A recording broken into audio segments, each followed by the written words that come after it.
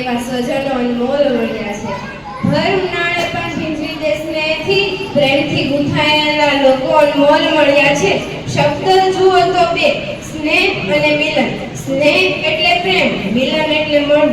સ્નેહ મિલન એટલે શું? પ્રેમથી મળવું, કે જેને પ્રેમ હોય તેને મળવું, કે પછી અજાણ્યા હોય પણ આપણા બનવા માટે, પ્રેમ શોધવા માટે મળવું.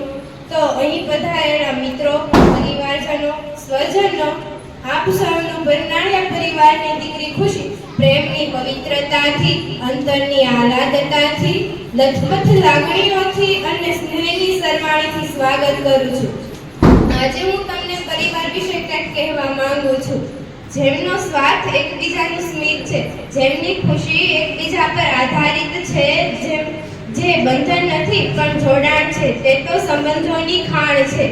બંધારણ ના હોય પણ વ્યવસ્થા હોય, સૂચન ના હોય પણ સમજણ હોય, કાયદો ના હોય પણ અનુશાસન હોય, ભય ના હોય પણ ભરોસો હોય, શોષણ ના હોય પણ પોષણ હોય, આગ્રહ ના હોય પણ આદર હોય, અર્પણ ના હોય પણ સમર્પણ હોય, તે જ સાચો પરિવાર.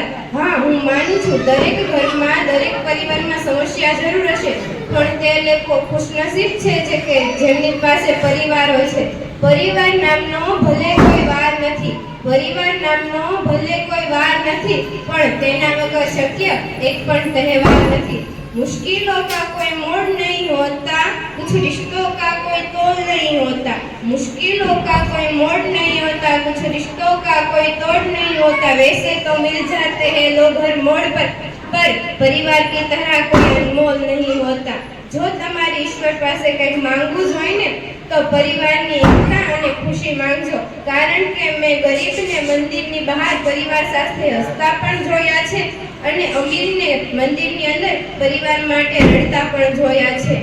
સમય, દોસ્ત અને પરિવાર, આ ત્રણ એવી વસ્તુ છે ને સાહેબ, જે તમને મફતમાં મળે છે. હા, ખરેખર મફતમાં જ મળે છે, પણ આપણને તેની કિંમત ત્યારે થાય છે કે જ્યારે તે કંઈક ખોવાઈ જાય છે. The love of a family life is the greatest blessing. રૂપિયા કમાવા તે મોટી વાત નથી, પરંતુ તે રૂપિયાને પરિવાર સાથે બેસીને જમવું ને, તે મોટી વાત છે. જેની પાસે પૈસા છે તે સાચો અમીર માણસ નથી, પણ જેની પાસે પરિવારનો પ્રેમ છે ને, તે સાચો માણસ છે. કહેવાયું છે કે એક પરિવાર તે વૃક્ષ સમાન હોય છે